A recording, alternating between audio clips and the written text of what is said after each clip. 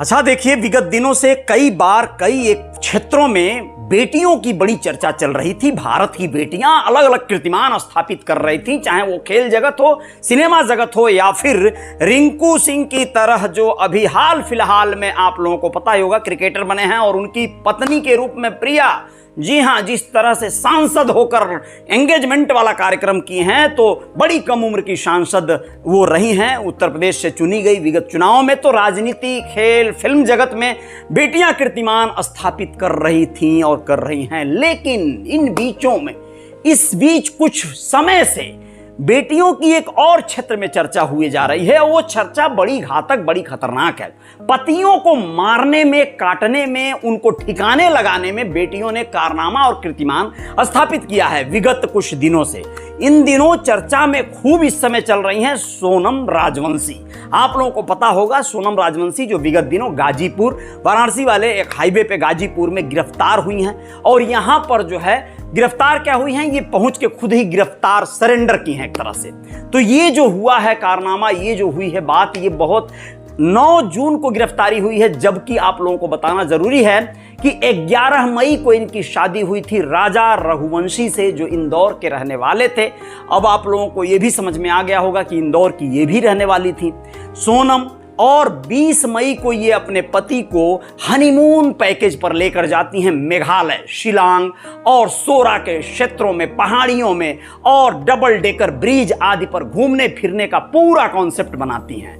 वैसे तो अभी तक बातें बहुत ज्यादा सामने आ चुकी हैं इस मामले में। राजा रघुवंशी अब इस दुनिया में नहीं रहे जो इनके पति थे, और सोनम अब जो है विधवा कहें इनको कि क्या कहें, ये जो बन के घूम रही हैं, जो रूप बनाए, जो खामोशी अपने चेहरे पे सजाए, इसको आप लोग क्या कहेंगे। अभी 1 महीना पहले ये दुल्हन बनी थी, कोई विश्वास ही नहीं कर पा रहा है इनको लेकर। इनके माता पिता के अलावा कोई इन पर यकीन नहीं कर पा रहा है। भाई भी यह कह चुका है कि अगर मेरी बहन दोषी है तो उसे फांसी होनी चाहिए, क्योंकि यह विगत 1 महीने में अपने पूरे परिजनों को, ससुरालियों को और मायके वालों को सबको भूज डाली हैं।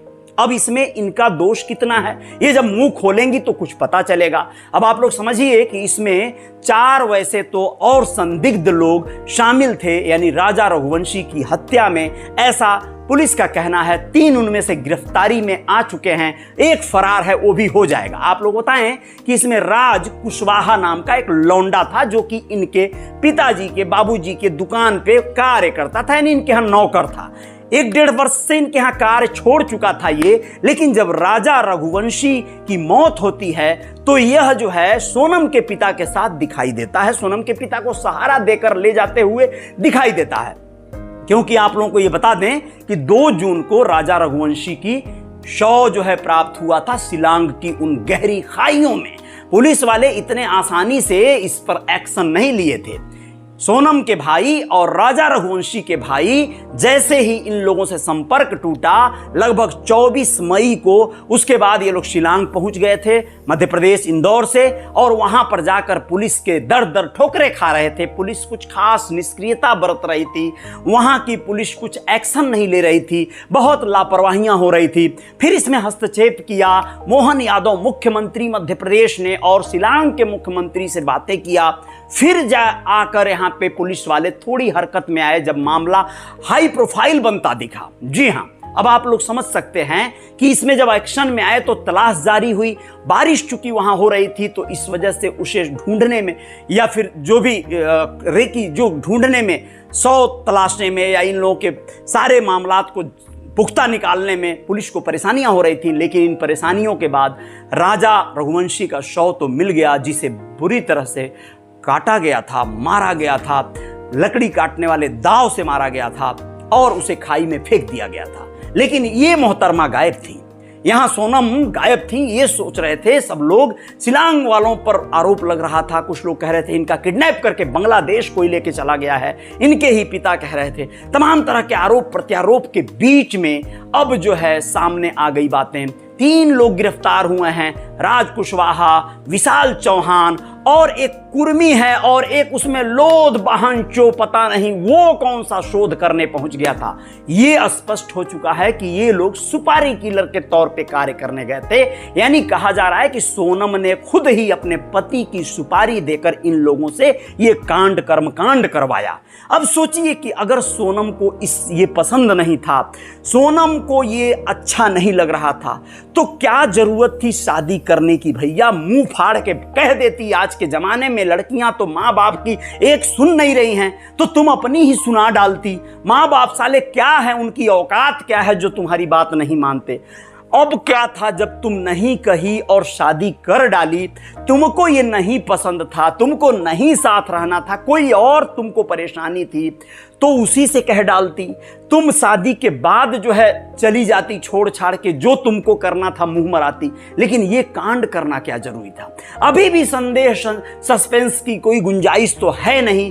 बावला सब स्पष्ट हो गया है। बस कहानी परत दर परत बतानी है, वो देखते हैं। अब शिलांग पुलिस उसे अपने साथ ले गई है, अब उससे क्या उगलवाती है, स्टोरी किस तरह परत दर परत खुलती है, ये सब भी आपके सामने आएगी।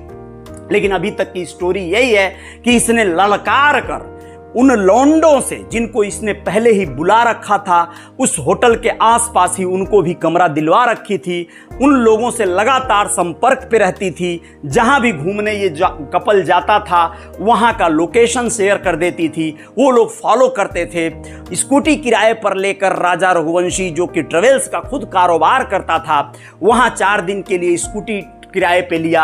वहाँ पर इसने जो घुमाने के लिए जो भी वहाँ पे लोग होते हैं गाइड, टूरिस्ट गाइड, उनको लिया। लेकिन ये लड़की हर समय कहीं ना कहीं कुछ चालबाजियाँ करती रही और अंततः इसे मरवाने में मददगार साबित हुई। यहाँ तक कि उस गाइड ने भी बयान दे दिया है कि ये लड़के मैंने उन लोगों के साथ देखा था।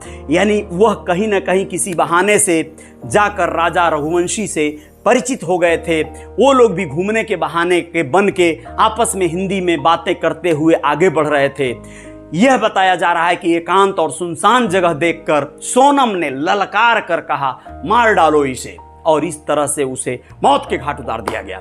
अब ये पूरी वारदात में और क्या क्या खुलासे होंगे, क्रम दर क्रम बने रहना है। लेकिन इस बीच बड़ी नाटकीय ढंग से बहुत ज्यादा लंबा चौड़ा एक फिल्म की कहानी की तरह ये पूरा पैटर्न चला है। लगभग अब आप लोग सोचिए कि 20 दिन बाद, मतलब 20 तारीख से लेकर 9 जून को वो अपने आप को सरेंडर की है। लगभग 17-18 दिन बाद वह जो है आई है लोगों के सामने। लोग कह रहे हैं कि वो पहले तो पूरे षड्यंत्र को एक अलग माहौल देने का प्रयास की, लेकिन अब जब लगा उसे कि उसके साथी क्रम दर क्रम पुलिस गिरफ्तार किए जा रही है साथियों को, और वो लोग जुबान खोलते जा रहे हैं, तो पकड़ाने की हर गुंजाइश अब जो है उसके सामने आ गई है। तो उसने खुद जो है सरेंडर कर दिया। वो उस समय काले टी शर्ट में थी, काले लोअर में थी, ऐसी विपताई हुई थी जैसे लग रहा था कि कई लोगों ने मिलकर इसके साथ गैंग, आप समझ गए ना क्या किया है, इस तरह का। और ये बदहवास थी। ढाबे वाले भाई से आकर बोली कि मेरा बात करवाइए मेरे घर पे, और फिर रोने धोने शुरू कर दी। तमाम चीजें हुई नाटकीय ढंग से। आगे और खबरों पे बने रहिएगा रियल रिपोर्टर न्यूज स्टार के साथ। मैं बताऊंगा और भी जो अपडेट इसमें आएगा। जय जयकार जारी रहेगी। लेकिन लड़कियों को ये हरकत नहीं करनी चाहिए जिससे आपका मन दिल नहीं बैठ रहा है, उसको आप छोड़िए। जो ख्वाहिश आप जिंदगी में कर रही थी कि इसको मारने के बाद हम ऐसी जिंदगी जिएंगे, तो फिर वो ख्वाहिश आप पूरी कर लेती बिना मारे ही। उसमें मारना क्या, जोड़ना कंपलसरी था। अब आप कौन सी जिंदगी जिएंगी, अब आप लोग खुद अंदाजा लगा लीजिए। जितनी भी लड़कियों ने इस तरह का विगत दिनों में कांड किया है, कर्म कांड किया है, उन लोगों की हालत क्या है आप लोग देख लीजिए। पुलिस हर हाल में उन तक पहुंच रही है, सजा मिल रही है, लेकिन अपराध बंद नहीं हो रहे हैं। ये दुर्भाग्य है। लोगों को न जाने किस मोटिवेशन की जरूरत है, लोगों को न जाने किस शिक्षा की जरूरत है। अभी भी सोनम के पिता इस बात को मानने को तैयार नहीं है कि उनकी बेटी ने उनके दामाद की हत्या करवाई है। वो कह रहे हैं कि मेरी बेटी की शिक्षा संस्कार ऐसे नहीं है, मेरी बेटी बहुत ज्यादा हाई प्रोफाइल शिक्षा और प्रणाली में पली बड़ी है। हद हो गई भाई साहब, बाबूजी बहुत माफ कर दो अब तो बस। अब क्या होता है, कई बार हो सकता है आप सही हो, लेकिन अब कहानी और कुछ सामने आए। हो सकता है सोनम को जबरदस्ती किसी ने ये करवाने पे मजबूर किया हो। तो मुंह तो खोल भैया, बोलेगी तभी तो पता चलेगा। कि मुंह पे ताला लगा के रखेगी तो बात खुलेगी। जो भी होगा देखा जाएगा, आप लोगों को बताएंगे। हर किसी के बच्चे उनके लिए प्यारे होते हैं, लेकिन बच्चे मन ही मन भीतर ही भीतर क्या षड्यंत्र कर रहे हैं, कई बार ये समझ से परे होता है। आएंगे कुछ और। जय भारत।